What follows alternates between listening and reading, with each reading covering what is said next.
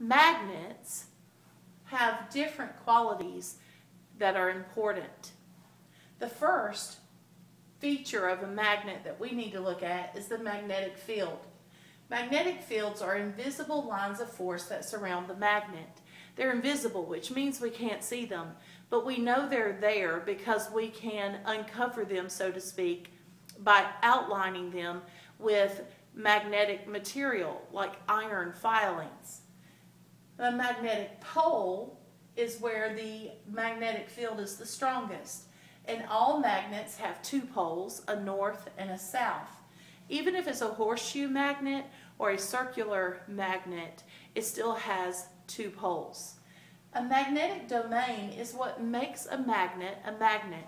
At the atomic level, those atoms have lined up so that their charge is all pointing in the same direction. So we have all the negative charge pointing to one end of the material and the positive charge is pointing to the other. And so we have this north and south. Now it's important to note that the north and south are equally strong and they're just at opposite ends. Notice that where the lines are the closest is at the pole. So those poles have the strongest force.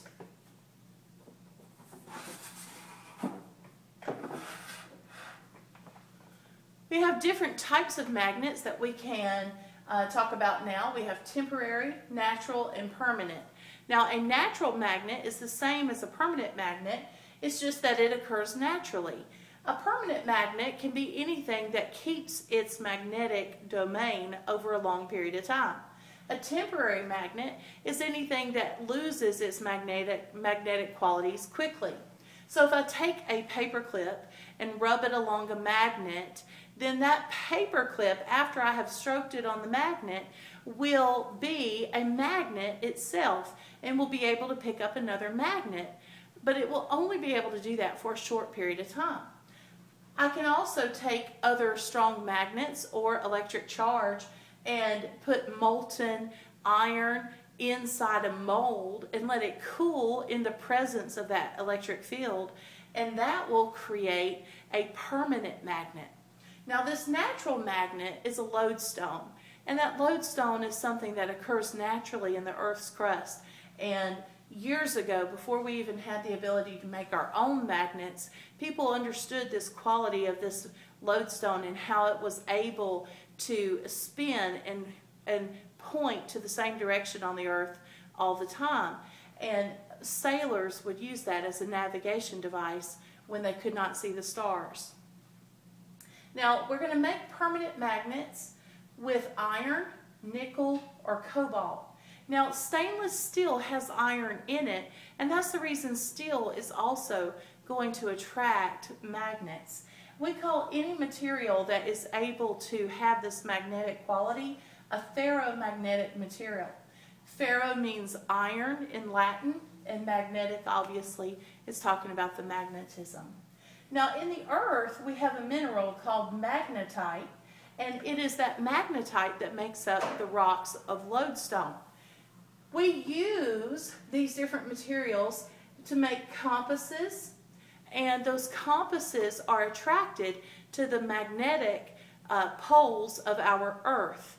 So the compass needle is itself a magnet, and the north pole of the magnet is actually the north magnetic pole is allowed to spin freely, and it is attracted to the south magnetic pole of the Earth. The magnetosphere is what surrounds our Earth. It's an invisible layer of protection to the Earth, and it just like the magnetic field is for any magnet, but we call it a magnetosphere because it's Earth-sized, so it's around the atmosphere itself on the outside, and it is strongest at the poles of the Earth. So when the solar rays come from the sun and hit this magnetosphere, they get attracted to the north or south poles, and the closer they get to the north or south pole, the faster they go, and they end up burning up inside our atmosphere, and they give off light when they do that. and we call those the northern and southern lights. It's also called the aurora borealis.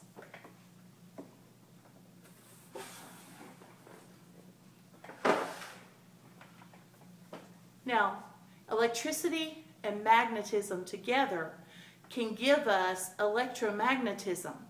And the main way we use the two together is with an electromagnet.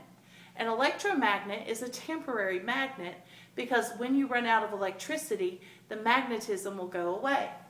There are three components that you will have in an electromagnet. You will have a solenoid, an iron core, and voltage. Now, a solenoid is a coil of wire. That coil of wire is going to have loops to it, and the loops will increase the natural magnetic field that the electrical current produces. Adding an iron core makes the electromagnet stronger, but you don't have to have an iron core in order to have an electromagnet. You only have to have the coil of wire and the voltage. The voltage comes from our power source. It could be a battery or it could be the outlet. Now we're going to make an electromagnet stronger by adding iron, adding loops, or adding volts. So I have a picture here, and the orange represents some iron nails. I've wrapped some magnetic wire around those nails, and I've connected them to a battery. And the electric charge will go from the negative to the positive. So this end that has all the negatives traveling through it will be the north pole, and this is our south pole on the positive end. And if I wanted to make this stronger, I could do any of these things. If I ran out of power, then this would lose its magnetic field.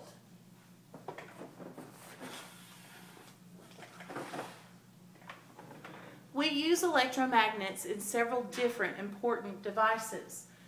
Every motor has an electromagnet inside it. An electric motor has an electromagnet. And the purpose of the motor is to transfer that electrical energy that comes from the power source to mechanical energy. And we're going to talk more about motors in class. Now, a generator is the exact opposite of a motor. It starts with mechanical motion and converts that mechanical motion to electricity. And it's because of generators that we have electricity today. Transformers are how we are able to transfer electricity long distances across the country.